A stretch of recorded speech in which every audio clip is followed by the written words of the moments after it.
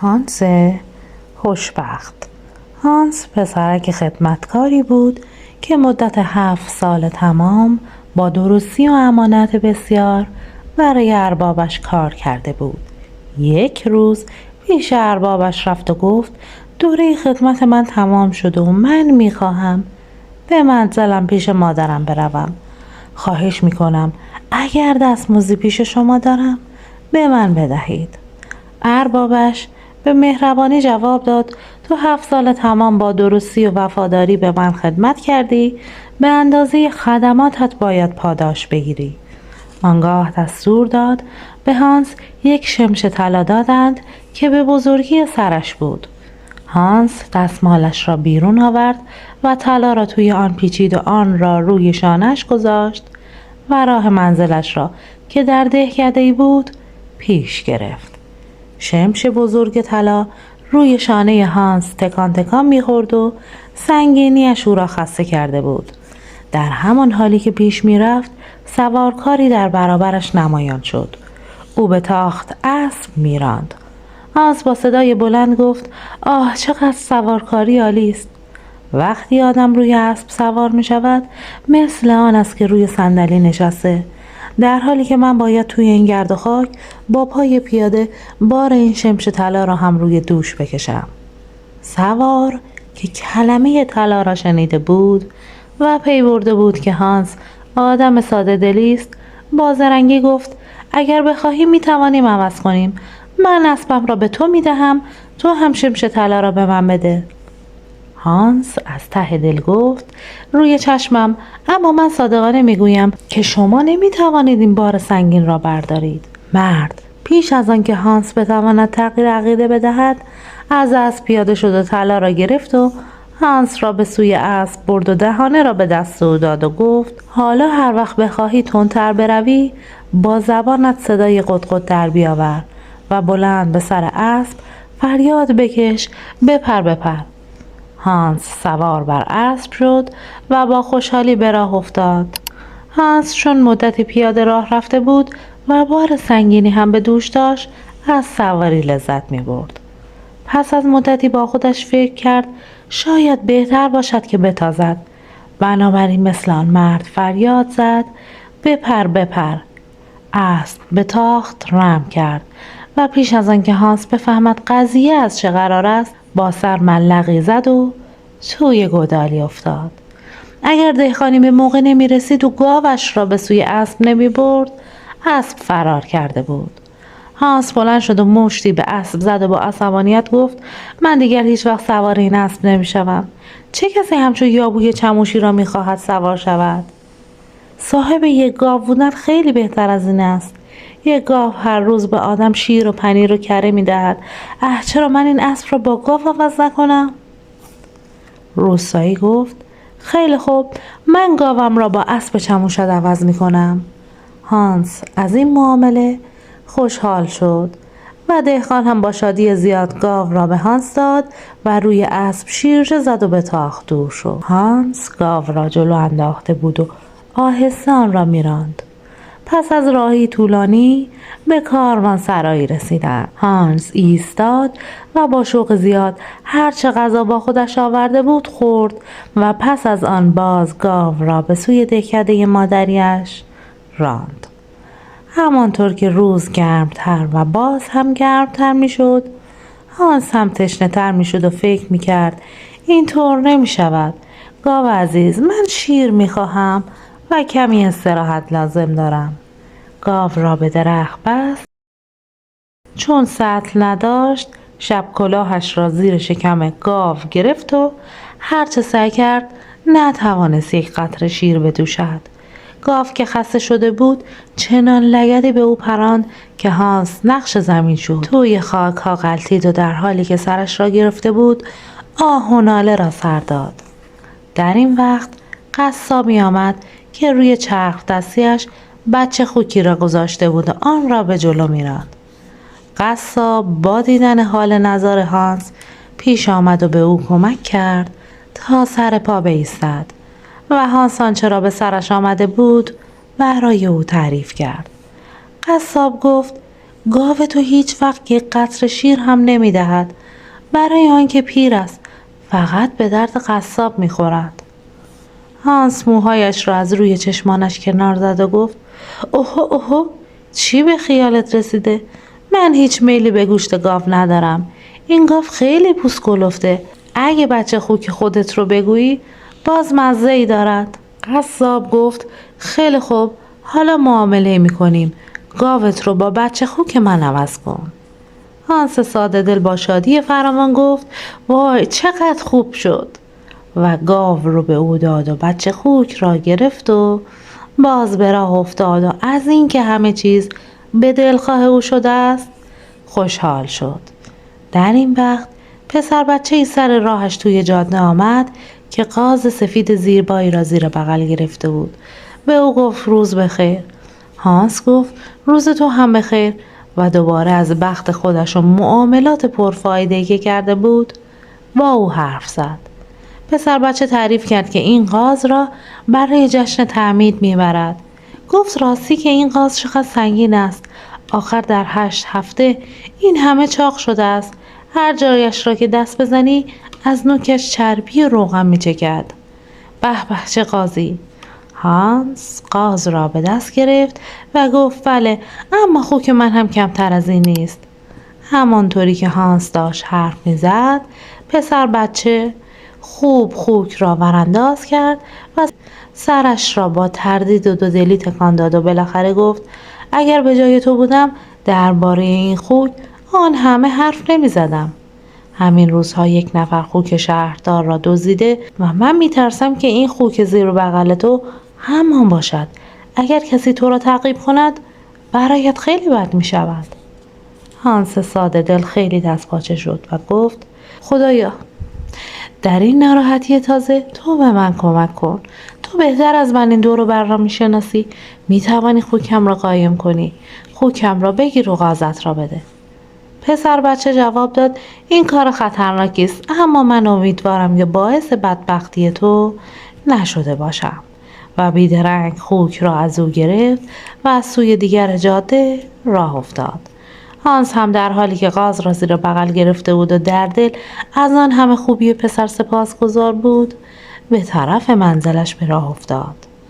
همینطور که داشت در راه بازگشت به منزلش از آخرین دهکده میگذشت چاقو تیزکنی را در کنار پل دید که چرخ چاقو تیزکنیش را میچرخاند و آواز خوانان میگفت چاقو قیچی تیغ تیز میکنیم. چاقی تیز کن کم گیر میاد. هانس کمی ایستاد به تماشا، بعد گفت از آوازی که میخوانید اینطور برمیاد که باید پیشه و درآمد خوبی داشته باشید. چاقو تیز کن جواب داد بله، یک چاقو تیز کن واقعی مردی است که همیشه جیبهایش پر پول است. اما قاز شما چقدر عالی است.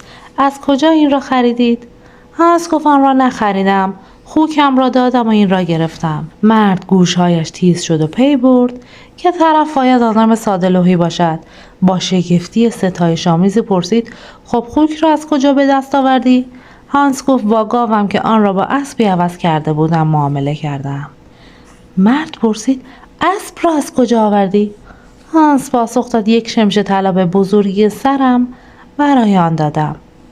مرد چشمهایش از شگفتی گرد شده بود و شتابان گفت که خب شمش را چطور گیر آوردی؟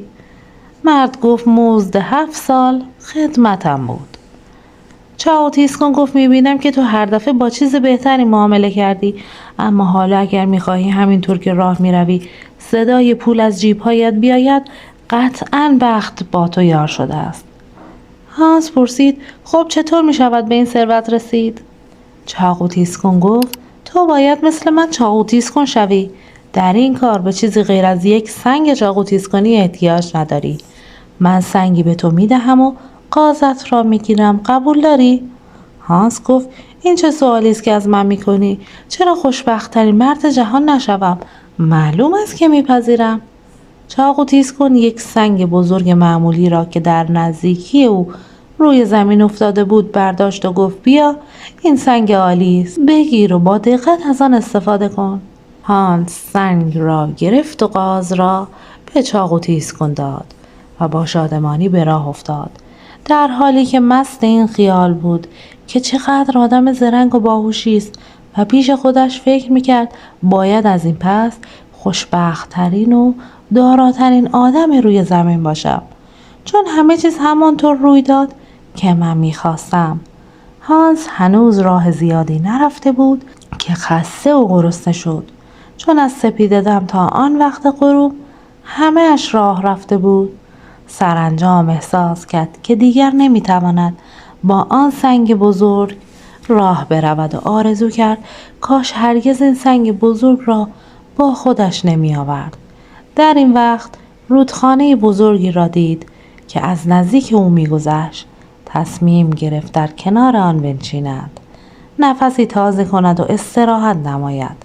سنگ را با مراقبت زیاد کناری گذاشت.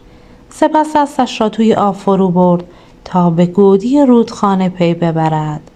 رودخانه چندان ژرف نبود. برگشت و سنگ را کمی جلوتر آورد، اما در این وقت سنگ با صدای بلندی به میان آب غلتید و به ته رودخانه رفت. هانس جستی زد و خودش را از آب بیرون کشید و خدا را شکر کرد که بدون هیچ زحمتی از دست بارش نجات یافته است و به خود گفت در زیر آسمان خدا هیچ کس به اندازه من خوشبخت نیست و با قلبی روشن و خوشحال راه خود را ادامه داد تا به منزل مادرش رسید. دختر جوان آسمانی و هیزم شکن. همراهان عزیز، ممنون میشم قبل شنیدن داستان منو سابسکرایب کنید، این ویدیو رو لایک کنید. در زمانهای قدیم یک پسر جوان در خانه‌ای در استان کانگوون شمالی نزدیک دامنه کوه الماس زندگی میکرد.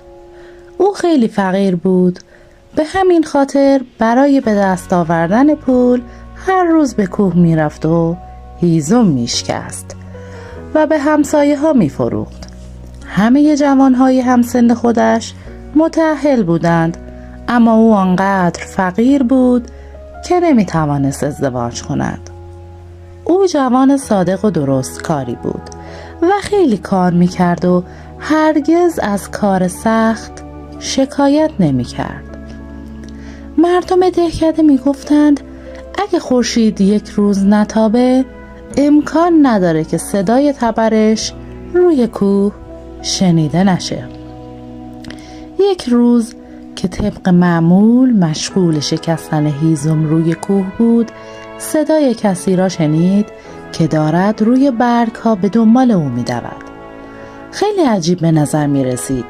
او 1 دقیقه دست از کار کشید. گوزن جوانی را دید که هراسان به دنبال او می دود. وقتی گوزن به او رسید نفس می زد و خیلی ترسیده بود. او صادقانه از پسر خواست که به او کمک کند، چون در خطر بزرگی بود. پسر فوراً او را زیر کپه‌ای از چوب‌هایی که شکسته بود پنهان کرد.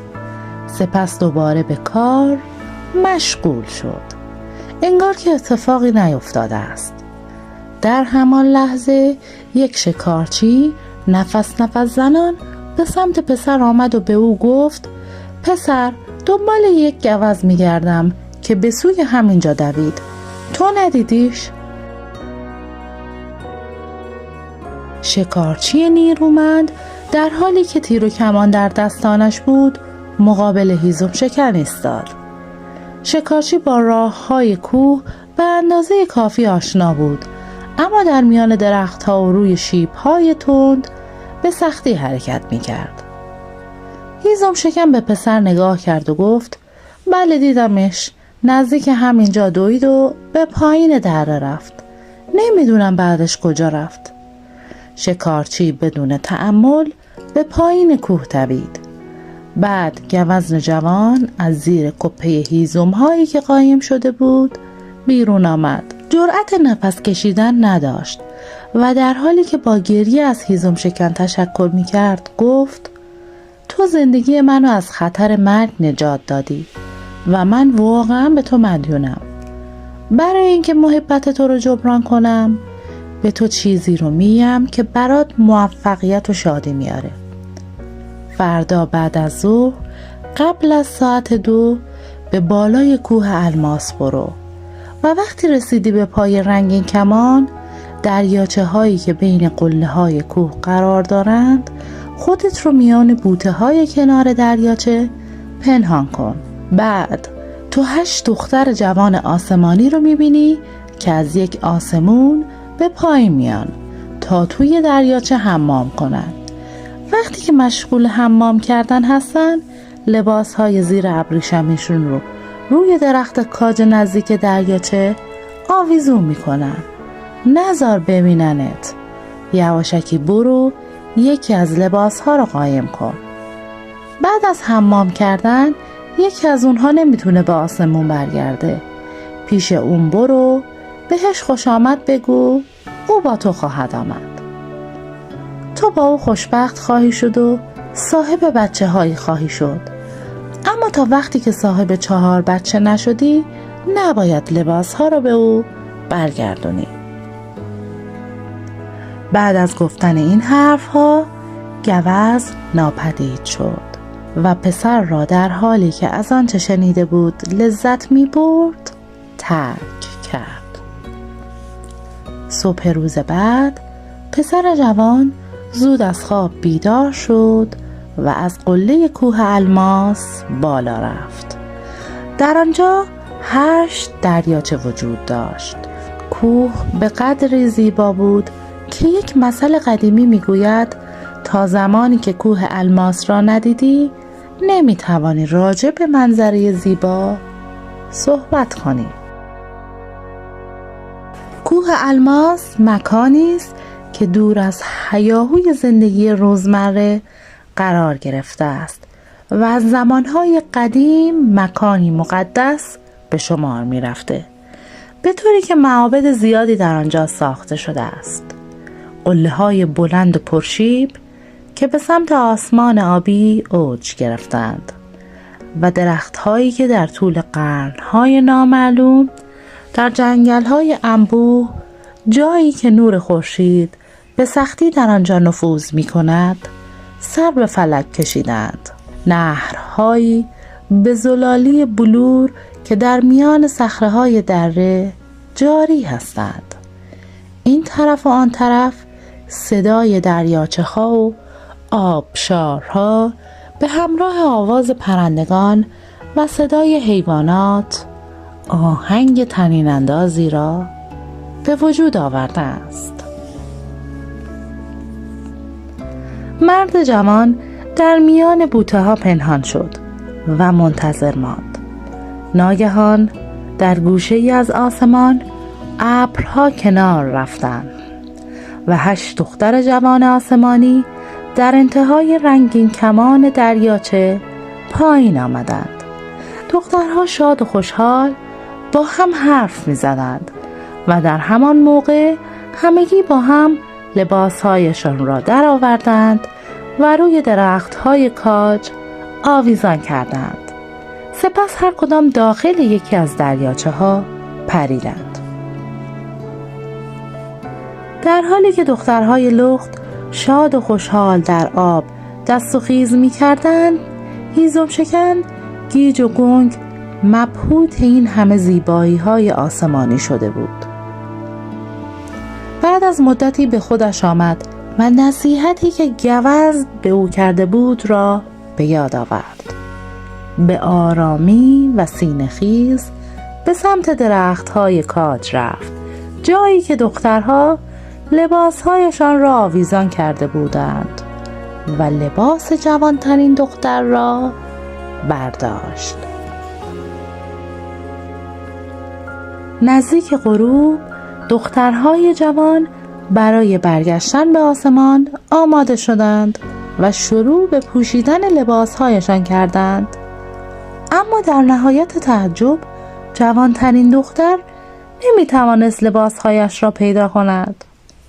دخترهای دیگر نمیتوانستند منتظر او بمانند، بنابراین از رنگین کمان بالا رفتند و به سمت آسمان اوج گرفتند و دختر را همانجا تنها گذاشتند. دختر شگفت زده همانجا ایستاده بود و در حالی که فکر می‌کرد کجا می‌تواند لباسهایش را پیدا کند، ناگهان هیزم شکن جوانی را دید که مقابلش ایستاده است. هوا تقریباً تاریک شده بود و مرد جوان به خاطر زحمتی که برای دختر به وجود آورده بود بسیار عذرخواهی کرد و از دختر خواست که او را ببخشد. پسر بسیار مهربان بود و توجه دختر را به خود جلب کرد و دختر را به خانه‌اش برد. پیش از این دخترهای آسمانی از آداب و رسوم زندگی روی زمین متحیر بودند، اما دختر به زودی و با خوشحالی خودش را به زندگی روزمره زمینی وفق داد و سر و سامان گرفت. چندین ماه به خوشی گذشت و دختر پسری به دنیا آورد. شوهرش بسیار خوشحال بود و دختر را از ته قلب دوست داشت و مادر پسر هم از خوشحالی آنها بسیار خوشحال بود. دختر آسمانی بسیار راضی بود و با خانواده شوهرش سازگاری داشت.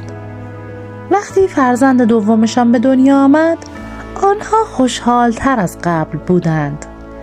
یک روز زن از شوهرش خواست تا لباسهایش را به او برگرداند و رو به شوهرش کرد و گفت: من برای تو 2 بچه به دنیا آوردم، تو به من اعتماد نداری؟ اما شوهرش ممانعت کرد و از این می ترسید که او بچه ها را روی دستش بگذارد و با خودش ببرد. وقتی بچه سومشان به دنیا آمد، زن دوباره صادقانه از شوهرش درخواست کرد که لباسهایش را برگرداند. او برای شوهرش غذاهای خوشمزه و نوشیدنی آماده می کرد و سعی می کرد که شک شوهرش را کم کند.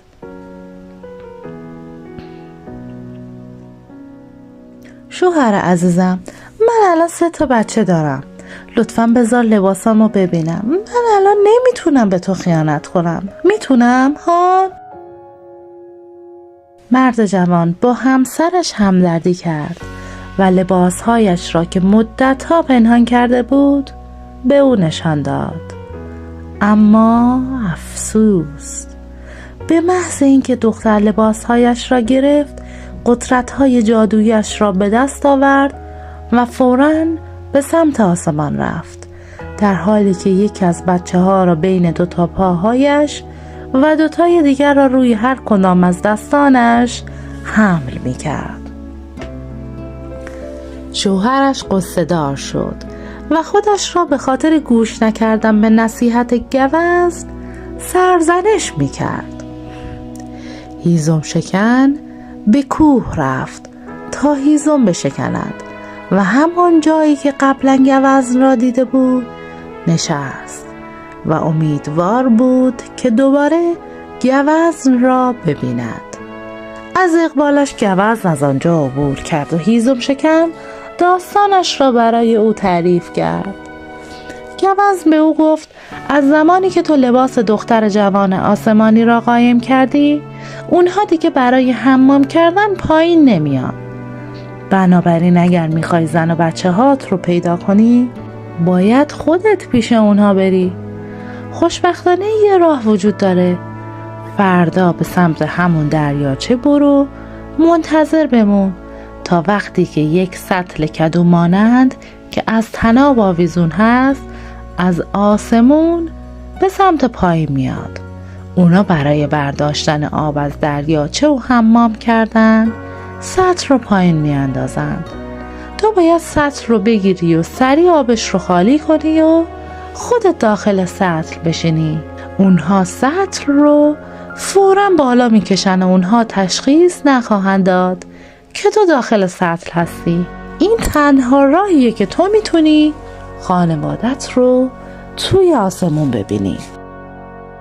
وقتی گوزن این حرفها را به او گفت ناپدید شد. هیزم شکن نصیحت گوزن را گوش داد و توانست به آسمان برود. وقتی هیزم شکن به آسمان رسید، دخترهای جوان آسمانی با خودشان گفتند سطل بوی مرد می دهد. آنها هیزم شکن را داخل آن پیدا کردند و به نزد پادشاه آسمانی بردند. در آنجا هیزم شکن زن و بچه هایش را دید، چون که زن او دختر پادشاه بود. پادشاه به او اجازه داد که بماند و او با خوشحالی در آسمان زندگی می کرد. او هر روز خوشمزه ترین غذاها را می خورد و زیباترین لباس ها را می پوشید و هیچ چیزی وجود نداشت که او را نگران کند. یک روز هیزم شکن یاد مادرش افتاد و احساس پشیمانی کرد که او را تنها روی زمین ترک کرده است. از این رو به همسرش گفت که می‌خواهد بار دیگر برگردد تا مادرش را ملاقات کند.